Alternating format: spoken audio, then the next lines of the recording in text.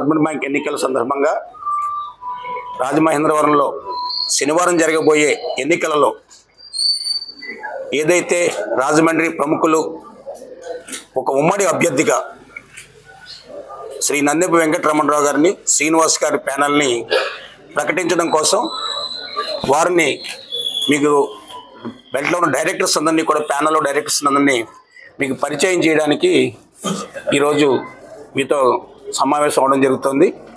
అందులో భాగంగానే ప్రప్రథమంగా ఈ ప్యానల్కి చైర్మన్గా కంటెస్ట్ చేస్తున్నటువంటి మేమందరం ప్రతిపాదించినటువంటి వ్యక్తి, రాజమండ్రి ఛాంబర్ ఆఫ్ కామర్స్ అధ్యక్షునిగా, వర్తక వాణిజ్య రంగాలలో సుదీర్ఘమైనటువంటి అనుభవం కలిగిన వ్యక్తిగా, అలాగే వెంకటేశ్వర జనరల్ మార్కెట్కి ఒక అధ్యక్షునిగా, అలాగే రోటరీ క్లబ్కి, క్రెడాయికి, అలాగే అనేక స్వచ్ఛంద సేవా సంస్థలన్నిటికీ కూడా అధ్యక్షుడిగా చేసి ఎన్నో రంగాలలో సేవలు అందించిన వ్యక్తి శ్రీ నందెపు శ్రీనివాస్ గారిని ఇవాళ ఈ ప్యానెల్కి చైర్మన్గా ప్రతిపాదిస్తూ నిర్ణయం తీసుకోవడం జరిగింది.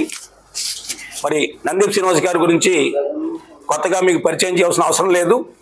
అతను రాజకీయాల్లో కానీ, స్వచ్ఛంద సంస్థల్లో కానీ, రాజమండ్రిలో అనేక సేవా కార్యక్రమాలు చేయడంలో కానీ, అలాగే అన్ని సంస్థల పట్ల ఆయనకు ఉన్నటువంటి అవగాహన విషయంలో కానీ ఆయన్ని దృష్టిలో పెట్టుకుని ఇవాళ ఒక రాజకీయాలకు అతీతంగా ఒక మంచి వ్యక్తిని, సమాజం పట్ల బాధ్యత ఉన్న వ్యక్తిని, అంతేకాకుండా బ్యాంకుని కాపాడడానికి బ్యాంక్ ఖాతాదారులకి మెరుగైన సౌకర్యాలు కల్పించబడే విధంగా, ఒక మేలైన సంస్కరణ తీసుకొచ్చే విధంగా, బ్యాంక్ని సక్రమ మార్గంలో నడిపించే విధంగా ఇవాళ నందెపు శ్రీనివాస్ గారిని మరి ముందు పెట్టడం జరుగుతుంది. అలాగే వారిని ఆశీర్వదించమని వారి ప్యానల్లో పోటీ చేస్తున్నటువంటి కథమా డైరెక్టర్స్ అందరినీ కూడా మీకు పరిచయం చేయడానికి ఒక ప్రయత్నం చేస్తున్నా. అందులో పెద్దలు, పూజ్యులు, ఛాంబర్ ఆఫ్ కామర్స్ అధ్యక్షుడిగా పనిచేసినటువంటి, అలాగే రూరల్ కాన్స్టిట్యూన్సీ నుంచి కూడా 2 సార్లు కంటెస్ట్ చేసినటువంటి ఆకుల రాజు గారి కుమారుడు ఆకుల శ్రీనివాస్ ఉత్సాహిక వ్యాపారవేత్తగా, ఒక మంచి ఆలోచనలతో చదువుకున్నటువంటి వ్యక్తిగా, అంతేకాకుండా రాజమండ్రిలో ఉన్న వివిధ వర్గాల వ్యాపార సంస్థలతో ఆయనకున్న పరిచయాన్ని దృష్టిలో పెట్టుకుని, వీర్రాజు గారికి ఉన్న అనుభవాన్ని దృష్టిలో పెట్టుకుని, వీర్రాజు గారు కూడా సెంట్రల్ బ్యాంక్ చైర్మన్గా పనిచేశారు. సో వారిని కూడా దృష్టిలో పెట్టుకుని వారి కుమారుడిని మరి ఆర్యాపురం అర్బన్ బ్యాంకుకి డైరెక్టర్గా ఆకుల శ్రీనివాస్ గారిని కూడా ఎంపిక చేయడం జరిగింది.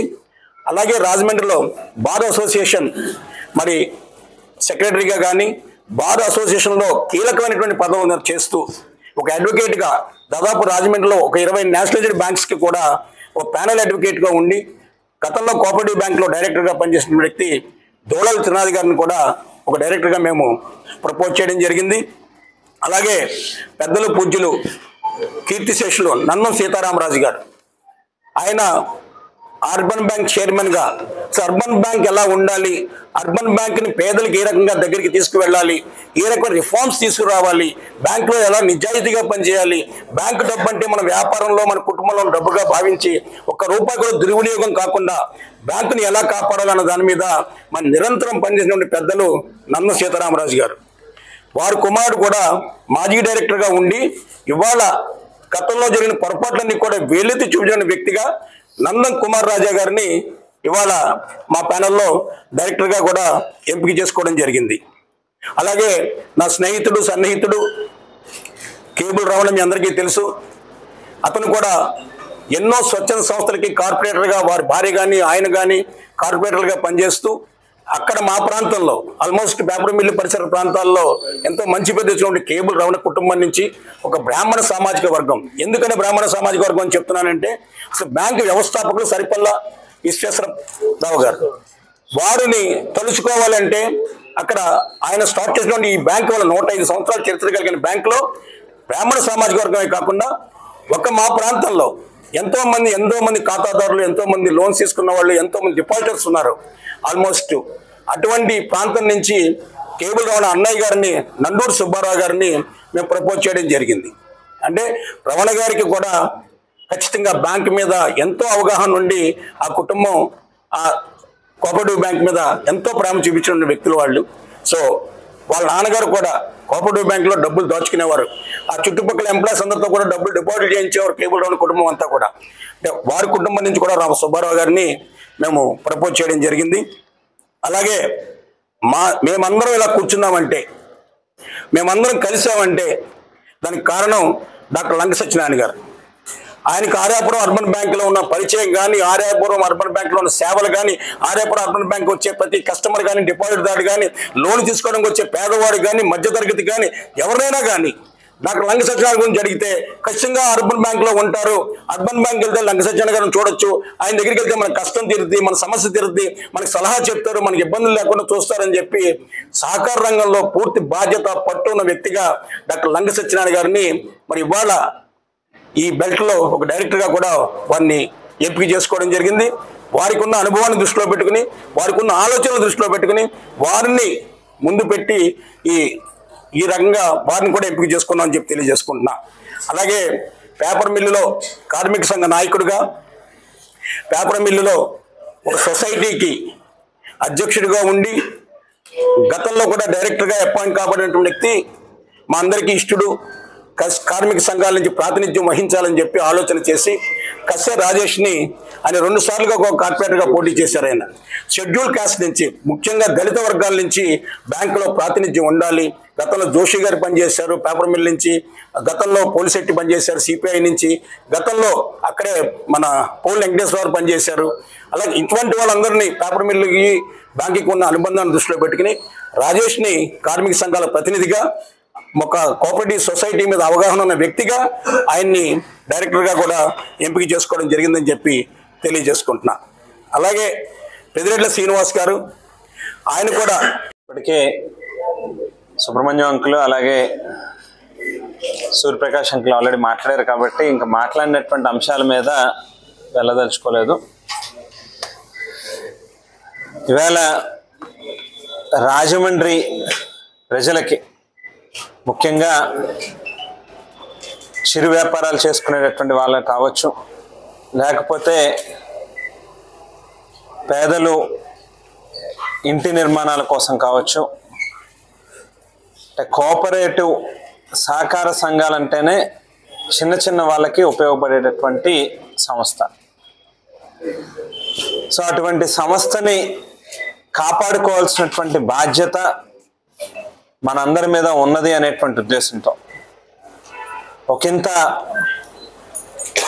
ఎన్నికలు, శాసనసభ ఎన్నికలు, సార్వత్రిక ఎన్నికల్లో నష్టపోయి ఉన్నప్పటికీ, కాస్త నైరాశ్యం, నిస్తేజం ఉన్నప్పటికీ కూడా రాజకీయాల్లో గెలుపోవటం అనేటువంటిది సహజం. మన బాధ్యతగా ఇటువంటి సహకార సంస్థల యొక్క ఎన్నికలు వచ్చినప్పుడు ఓ మంచి ప్యానల్ని పెట్టాల్సినటువంటి అవసరం ఉంది అని చెప్పి ఆఖరి క్షణాల్లో, అంటే 11వ తేదీ నామినేషన్లు అయితే మా సుబ్రహ్మణ్యం అంకులు 10వ తారీఖు మాకు అపాయింట్మెంట్ ఇచ్చారు. అందరం కలిపి ఆ రోజు కూర్చుని అక్కడికి 13వ తేదీ సాయంత్రం విత్డ్రావల్స్ అయ్యేంత వరకు కూడా ఒకంత కన్ఫ్యూజన్తో ఉన్నప్పటికీ, విత్డ్రావల్స్ పూర్తయిన తర్వాత మరి పెద్దలందరూ కూడా కూర్చుని ఒక నిర్ణయం తీసుకుని కేవలం ఆంధ్ర రాష్ట్రంలోనే కాదు భారతదేశంలోనే ఒక గుర్తింపు కలిగినటువంటి సహకార సంస్థ ఆర్యాపురం కోఆపరేటివ్ అర్బన్ బ్యాంక్ని రాజమండ్రి ప్రజల కోసం, ఈ గోదావరి జిల్లాల ప్రజల కోసం కాపాడుకోవాల్సినటువంటి బాధ్యతగా భావించి ఒక మంచి బెల్ట్ని, ఒక అనుభవం, ఒక సామర్థ్యం ఉన్నటువంటి చైర్మన్ని, బెల్ట్లో ఉన్నటువంటి సభ్యుల్ని నందెప శ్రీనివాస్ గారి దగ్గర నుంచి మొదలుపెట్టి సభ్యులందరినీ కూడా ఇందాక చాలా డీటెయిల్డ్గా, చాలా క్లియర్గా సుబ్రహ్మణ్యం అంకుల్ చెప్పారు. వాళ్ళ సామాజిక వర్గాలు కావచ్చు, వాళ్ళ ప్రొఫెషన్స్ కావచ్చు, వాళ్ళ యొక్క క్యారెక్టర్ కావచ్చు, అన్నీ కూడా ఎస్టాబ్లిష్ చేస్తూ చాలా క్లియర్గా డీటెయిల్డ్గా చెప్పారు. సో ఇటువంటి మంచి టీంని ఇవాళ ఆర్యాపురం కోఆపరేటివ్ అర్బన్ బ్యాంక్ యొక్క ఖాతాదారుల ముందు ఉంచడం జరిగింది. సో రాజకీయాలకు అతీతంగా ఈ బ్యాంకుని కాపాడుకోవాల్సినటువంటి బాధ్యత ఉంది అనేటువంటి ఉద్దేశంతోనే కమ్యూనిస్ట్ పార్టీలను కూడా కలుపుకోవడం జరిగింది. సో ముఖ్యంగా ఈ బ్యాంక్ అనేటువంటి కోణంలో మనం చూసినట్లయితే కనుక ముఖ్యంగా డిపాజిటర్స్ ఎవరైతే ఉంటారో వాళ్ళ యొక్క ఇంట్రెస్ట్ని, వాళ్ళ యొక్క ప్రయోజనాలు, వాళ్ళ డబ్బుల్ని కాపాడాల్సినటువంటి బాధ్యత ప్రధానంగా మన మీద ఉంటుంది. ఇవాళ ఖుషీ బ్యాంక్ లాంటి కొన్ని సంస్థలను మనం చూస్తే ఏ రకంగా ఎత్తేసారో, ఏ రకంగా డిపాజిటర్లు రోడ్డున పడిపోయినటువంటి పరిస్థితులు ఉన్నాయో మనందరికీ కూడా తెలుసు. సో దాదాపుగా 680 కోట్ల రూపాయల డిపాజిట్లు ఉన్నటువంటి ఈ సంస్థని ఎవరైతే రెస్పాన్సిబుల్గా ఉంటారో ప్రతి రూపాయిని కూడా వాళ్ళ జేబులో రూపాయి కింద బాధ్యతగా భావించి అనవసరమైనటువంటి ఖర్చులు చేయకుండా, అందులో ఏ రకమైనటువంటి లాభాపేక్ష ఆశించకుండా పనిచేసేటటువంటి వాళ్ళు అనేది చాలా అవసరం. సో అందుకే అటువంటి టీంనే ఇక్కడ సెలెక్ట్ చేసి ఉంచుకోవడం జరిగింది. ఏదైతే ప్రస్తుతం ఉన్నటువంటి 680 కోట్ల రూపాయల డిపాజిట్స్ని భవిష్యత్తులో ఖచ్చితంగా ఈ టీం అందరూ కలిసి దాన్ని రెట్టింపు చేయగలుగుతారు. 1360 కోట్ల రూపాయల దాకా తీసుకెళ్ళగలిగేటటువంటి సామర్థ్యం వీళ్ళందరి దగ్గర కూడా ఉంది. సేమ్ టైం వీళ్ళని కూడా విశ్వసిస్తారు అనేటువంటిది కూడా వాస్తవమైనటువంటి విషయం. అయితే ఏదైనా ఒక బ్యాంక్ అనేటువంటిది కేవలం డిపాజిట్స్ ఉంటేనే సక్సెస్ఫుల్గా రన్ అవుతుంది అనేటువంటిది కాదు. ఏదైతే credit to deposit CD ratio అని చెప్పి ఆర్బీఐ ఒక నామ్ని ఫిక్స్ చేస్తుందో, ఎంతైతే డిపాజిట్లు ఉంటాయో అందులో కనీసం 70% రుణాలని ఇవ్వగలిగినప్పుడు మాత్రమే ఆ సంస్థ లాభదాయకంగా నడుస్తుంది, మనుగడ చెందుతుంది అనేటువంటిది ఒక గైడ్ లైన్స్ ఉందో, ఆ గైడ్ లైన్స్ని కూడా ఖచ్చితంగా పాటిస్తూ రాజమండ్రి కావచ్చు, రాజమండ్రి పరిసర ప్రాంతాల్లో ఉన్నటువంటి వాళ్ళకి కావచ్చు, నాణ్యమైనటువంటి సేవలు అందించేందుకు ఎవరైతే రుణగ్రహీతలు రుణాలు కోరుకునేటటువంటి వాళ్ళు ఉన్నారో చిన్న మధ్యతరగతి వాళ్ళకి ఖచ్చితంగా లోన్లు ఇప్పించేటటువంటి కార్యక్రమం చేస్తారు. సేమ్ టైము లోన్లు ఇచ్చేటటువంటి క్రమంలో కూడా మనం చూస్తే ఇవాళ ఆర్యాపురం కోఆపరేటివ్ అర్బన్ బ్యాంకే ఆర్బీఐ నామ్స్ ప్రకారం ఏ బ్యాంక్ అయినా కూడా 3% మించి మొండి బకాయిలు ఉండకూడదు. అటువంటిది ఆర్యాపురం కోఆపరేటివ్ అర్బన్ బ్యాంకులో దాదాపుగా 21% ఎన్పిఏ నాన్ పర్ఫార్మింగ్ అసెట్స్ మొండి బకాయిలు అనేటువంటిది పేరుకుపోయినటువంటి పరిస్థితి ఉంది. ఇది ఖచ్చితంగా ప్రమాదకరమైనటువంటి విషయం అనేటువంటిది మనందరం కూడా తెలుసుకోవాల్సినటువంటి అవసరం ఉంది. ఆర్బీఐ చాలా క్లియర్గా 3% మించితే ఆ బ్యాంకు ఇబ్బంది పడేటటువంటి పరిస్థితి ఉంటుంది అనేటువంటి గైడ్ లైన్స్ ఉన్నాయి. ఎప్పుడైతే 3% మించి వెళ్తుందో, ఇప్పుడు ఈవేళ మనం ఈ ఆర్యాపురం కోఆపరేటివ్ అర్బన్ బ్యాంక్నే చూస్తే దాదాపుగా 50 కోట్ల రూపాయలు పైబడి నాన్ పర్ఫార్మింగ్ అసెట్స్ ఉన్నాయి. ఇది కాస్త ఇబ్బందికరమైనటువంటి పరిస్థితి. అందుగురించే క్వాలిటీ లెండింగ్ అంటే ఎవరైతే అప్పులు కోరేటటువంటి వాళ్ళు ఉన్నారో వాళ్ళ ఎసెట్ ఏదైతే పెడతారో ఆ ఎసెట్ తాలూకా లీగాలిటీస్ అది వాళ్ళకి ఎంతవరకు రైట్ ఉంది, రేపు ఏదైనా అర్బన్ బ్యాంకులో మరలా మాజీ చైర్మన్ చల్లా శంకర్రావు గారు చైర్మన్గా పోటీ చేస్తూ ఆయన ఓటమి నైరుష్యంతో ఓడిపోతున్నాం అనేటువంటి భయంతో లేనిపోయిన అభూత కల్పనలు కట్టుకథలు ప్రెస్లో చెప్పడం జరిగింది. ఇవాళ ఆధారాలతో సహా కొన్ని విషయాలు, ఇప్పుడు ఒక అబద్ధాన్ని నిజం చేద్దామని అనుకుంటే అది పొరపాటు. ఇవాళ పేపర్ల మీద ఉంది, అన్నిటి మీద ఉంది. ఇవాళ ఆయన చేసిన ఆరోపణ ఏంటంటే రౌతు సూర్యప్రకాశరావు గారు నేను చైర్మన్గా పోటీ చేస్తుంటే ఆయన తట్టుకోలేక 2019లో నా మీద 51 ఎంక్వైరీ వేసారనేటువంటి ఒక అబోధ కల్పన కట్టుకథలో చెప్పి ఓటమి నైరుష్యంతో ఆయన చేసిన ఆరోపణ. ఒక్కసారి వెనక్కి తిరిగి చూసుకున్నట్లయితే నేను 2004-2009లో శాసనసభ్యుడిగా ఉన్నప్పుడు మొదటి నుంచి కూడా నాకు ఏంటంటే ప్రజాస్వామ్యయుతంగా ప్రతి రంగం కూడా ప్రజా పరిపాలన ఉండాలని కోరుకునేటువంటి వ్యక్తిని నేను. అలాంటి ఆలోచనతో 2000 నా మీద పోటీ చేసినటువంటి ఆ రోజు గోరంట్ల బుచ్చి చౌదరి గారు తెలుగుదేశం పార్టీ నుంచి ప్రజారాజ్యం నుంచి చల్లా శంకర్రావు గారు పోటీ చేశారు. నేనేమో కాంగ్రెస్ నుంచి పోటీ చేసి ఎమ్మెల్యేగా నేను గెలవడం జరిగింది.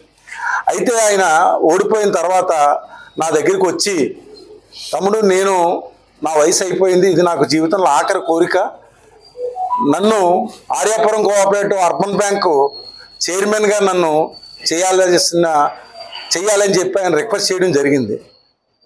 నేను సరే అన్నయ్య నాకు కొద్ది టైం ఇయ్యని చెప్పి పార్టీలో ఉన్న ప్రముఖులతో అందరితోనూ చర్చిస్తే ఏ ఒక్కరు కూడా ఒప్పుకోలేదు. నువ్వు అందరినీ నమ్ముతావు, ఏరు దాటిన తర్వాత తెప్ప తగిలేస్తాడని చెప్పి ఆ రోజు పెద్దలు చెప్పడం జరిగింది నాకు. అది ఈరోజు నిజమైంది. అయితే కాలం అయితే కానీ కొన్ని విషయాలు బయటపడవని చెప్పి ఆ రోజు స్పష్టంగా చెప్పారు సీనియర్లు, అనుభవం ఉన్న వాళ్ళు అందరూ కూడా. ఎవరు ఒప్పుకోలేదు పార్టీలో ఉన్నవాళ్ళు. ఇదేంటి ఎవరు ఒప్పుకుంటలేదేంటి ఈయన గురించి, అందరినీ మంచిగా గుడ్డిగా నమ్మడం నా తప్ప అని చెప్పేసి, ఏదైనా ఆయన పాపం ఆఖరి చివరి కోరిక అంటున్నాడు, ఇదే జీవితంలో ఆఖరి కోరిక అంటున్నాడు అని చెప్పి పైన రాష్ట్ర ప్రభుత్వాన్ని కూడా వెళ్ళి నేను అప్పుడున్న కోఆపరేటివ్ మినిస్టర్ కృష్ణారెడ్డి గారికి చెప్తే, అలా పైనుంచి కిందాక చూసాడు, ఇదేం రాజకీయవేత్తవయ్యా నువ్వు, నీ మీద పోటీ చేసిన మళ్ళీ తెచ్చి నువ్వు చైర్మన్గా ఎలా పెట్టుకుంటావు అక్కడ, అసలు మేమైతే మా అందరూ కూడా పదవులు అనేవి మా దగ్గరే పెట్టుకుంటాం అంటే నేను అన్నాను, అలా కాదండి, ఒక ఎమ్మెల్యేగా నిత్యం ప్రజలతో అనేక సమస్యలు ఉంటాయి. మనం ఇవాళ కోఆపరేటివ్ బ్యాంక్ అనేది పేద బడుగు బలహీన వర్గాలకు సంబంధించింది, అందులో కొన్ని వేల మంది మెంబర్స్ ఉన్నారు, కోట్లాది రూపాయలు, దాని సరైన అజమాయిషీ ఉంటే బాగుంటుంది, అటువంటి అజమాయిషీ గల వ్యక్తులు ఉంటే అక్కడ బాగుంటుందనే ఉద్దేశంతో నేను అడుగుతున్నాను. మేమైతే ఎవరో ఒప్పుకోం, నువ్వు లోకల్ ఎమ్మెల్యే కాబట్టి నువ్వు ఏం చెప్తే మేము చేయాలి గవర్నమెంట్లో అన్నారు. ఆయన ఒప్పుకోకపోయినా కూడా ఎన్నికలు పెట్టించి 2013లో ఆయన చైర్మన్ కావడానికి నేను పూర్తిగా సహకరించాను. ఆయన నా మీద చేసిన ఆరోపణ ఏంటంటే, నేనంట 2019లో ఎమ్మెల్యేగా పోటీ చేసినప్పుడు ఆ ఎమ్మెల్యేగా నాకు సహకరించలేదు కాబట్టి ఆయన కోడలంట, ఇప్పుడు ఆయన కోడలు గుర్తొచ్చిందేమో, ఆ రోజు విషయాలన్నీ కూడా చెప్తే మరి ఇవాళ పక్కలో కత్తులు పెట్టుకుని ఉండేవారు వాళ్ళందరూ, పైకి మాత్రం ఇవాళ కోడలు అంటున్నారు. అలాంటి వ్యక్తి ఇవాళ నా కోడలని చెప్తున్నాడు. ఆయన అసలు ఈ 51 ఎంక్వైరీ ఎప్పుడు వచ్చింది, 2019లో నేను ఎమ్మెల్యేగా అంటున్నాడు. ఇవాళ 51 ఎంక్వైరీ అనేది ఆయనకి 2013లో ఆయన 2013 ఎలక్షన్ అయితే 14లో చైర్మన్గా బాధ్యతలు తీసుకున్నాడు. తీసుకున్న తర్వాత ఆయన 16-17లో అప్పుడు సెక్రటరీ సివిఎస్ సుబ్రహ్మణ్యం గారిని ఉండేవాడు. ఆయన మంచి అనుభవం ఉన్నాడు. ఆర్యాపురం బ్యాంక్ అంటే సుబ్రహ్మణ్యుడు ఆర్యాపురం బ్యాంక్, ఏది రూల్కి వ్యతిరేకంగా వెళ్తే ఒప్పుకునేవాడు కాదు ఆయన. అటువంటి వ్యక్తి ఇవాళ ఈయన చేసినటువంటి ఎగనెస్ట్ ది రూల్స్ బ్యాంక్ ఎగనెస్ట్గా ఆయన ఒప్పుకునేవాడు కాదు. దానికి ఈయన మనస్తాపం చెంది ఎలాగైనా ఈయన అడ్డు తొలగించుకోవాలని చెప్పి ఒక ఆలోచన చేశాడు. ఏంటో ఆలోచన అంటే, ఈయన మీద ఎంక్వైరీ చేయించాలి, ఎలాగ వేయించాలి ఆయన మీద ఎంక్వైరీ అని చెప్పి అప్పుడు అసిస్టెంట్ సెక్రటరీగా ఉన్న సుధాకర్ అని ఉన్నాడు. సుధాకర్ అని ఆయన ద్వారా రాసి అప్పుడు డైరెక్టర్గా ఉన్నప్పుడు పోటీ చేస్తున్నటువంటి రంగబాబు గారి ద్వారా రాష్ట్ర ప్రభుత్వానికి అప్పుడు 2014 నుంచి 19 వరకు తెలుగుదేశం ప్రభుత్వం ఉంది. నేను ప్రభుత్వంలో లేను, 14తోనే నాది అయిపోయింది, నా కథ ముగిసిపోయింది. 14 నుంచి 19 వరకు తెలుగుదేశం ప్రభుత్వం ఉంది. తెలుగుదేశం ప్రభుత్వంలో ఇవాళ జీవో కాపీలతో సహా ఉన్నాయి. మీకు జీవో కాపీలు అన్నీ కావాలని ఇస్తాను. మొత్తం జీవో కాపీలు అన్నీ కూడా తెలుగుదేశం ప్రభుత్వంలో సెక్రటరీ తన మాట వింటా లేదని చెప్పి ఆ ఎంక్వైరీ వేయించింది ఎవరంటే చల్లా శంకర్రావు వేయించుకున్నాడు అంటారు చూసారా. తను తీసిన గొయ్యలో తానే పడతారని ఇవాళ ఆ గొయ్యలో ఆయన పడ్డాడు. పడి మంచోడు చెడ్డోడు మాట అన్న పడతాడులే అని చెప్పి రౌతు సూర్యప్రకాశరావు మీద ప్రెస్లో చెప్పాడు. రౌతు సూర్యప్రకాశరావు మంచోడు అంటే అందరూ సమాజం అందరూ బాగుండాలని కోరుకుంటాను, నాకు ఎవరో శత్రువు ఉండకూడదని కోరుకుంటాను, అది కరెక్టే, అందులో తప్పులేదు. కానీ ఇవాళ వాస్తవాలు చెప్పడంలో ఇవాళ చల్లా శంకర్రావు అనే వ్యక్తి ఓటమి నైరాశ్యంతో ఆ రోజు అతను పెట్టిన గురి ఎవరి మీద పెట్టాడు, సివిఎస్ సుబ్రహ్మణ్యం మీద పెట్టాడు. అతను గవర్నమెంట్కి ఒక పిటిషన్ ఇచ్చాడు. ఆ పిటిషను ఇవాళ మీకు కావాలంటే కాపీలు జీవో కాపీలు పంపుతాను. అప్పుడు 2016-17లో ఆయన సివిఎస్ యుగో ఆయన ఎవరు సుధాకర్ అంట, petition P Sudhakar, general secretary, additional general secretary, bank employee. అతని ద్వారా ఈ 2016-17లో అతను అక్కడికి ఈ బ్యాంక్ మీద 51 ఎంక్వైరీ వేయండి అని ఇచ్చింది ఎవరు అంటే చల్లా శంకర్రావు. అంటే 2019కి ఆయన ఏంటంటే సంవత్సరాలు ఇంకా రాబోయే సంవత్సరాలు కూడా కాల బ్రహ్మంగారులాగా ఈయన ముందుగా ఆలోచించాడేమో. మరి 17లో వేసింది ఎంక్వైరీ. ఆయన 2019 నేను అంటున్నా ఎలక్షన్ సహకరించలేదని ఇచ్చాడు. అంటే పత్రికా సోదరులకు ఎందుకు చెప్తున్నంటే వాస్తవాలను వక్రీకరించినప్పుడు ఓటర్లకి ప్రజలకి ఉన్న వాస్తవాలు తెలియాలి. అలాంటిది ఆయన మీద వేస్తే అప్పట్లో సివిఎస్ సుబ్రహ్మణ్యం గారు ఏం చేశాడు, ఆయనకి ఈయనకి అనేక విధములైనటువంటి విషయాలు ఈయన చెప్పిన అగెన్స్ట్ ది రూల్స్ బ్యాంక్కి ఎగనెస్ట్ చెప్పిన ఆయన ఏం చేసేవాడు కాదు. దానికి మొత్తం మీద ఆయన మీద ఎన్నో ఈయన మొన్న కూడా ప్రెస్ మీట్లో చూశాను నేను. ఆయన చెప్తున్నాడు ప్రెస్ మీట్లో ఏం చెప్తున్నాడు, ఏదైనా వస్తే CEO సెక్రటరీ కదా బాధ్యుడు అని అంటున్నాడు. అంటే సెక్రటరీ పాపం సుబ్రహ్మణ్యం బాధ్యుడు అనుకొని వేసాడు ఆ రోజు. ఆయన ఏం చేశాడు తెలివిగా, ఆయన తెలివిగా వ్యక్తే సెక్రటరీ, జాగ్రత్తగా ఉండి సర్వీస్ అయిపోయేదాకా ఉండి బ్యాంక్ వెళ్ళి స్టే తెచ్చుకొని తన యొక్క గ్రాటిట్యూడ్ అన్నీ అతను తీసుకొని అతను పూర్తి చేసుకొని అతను వెళ్ళిపోయాడు.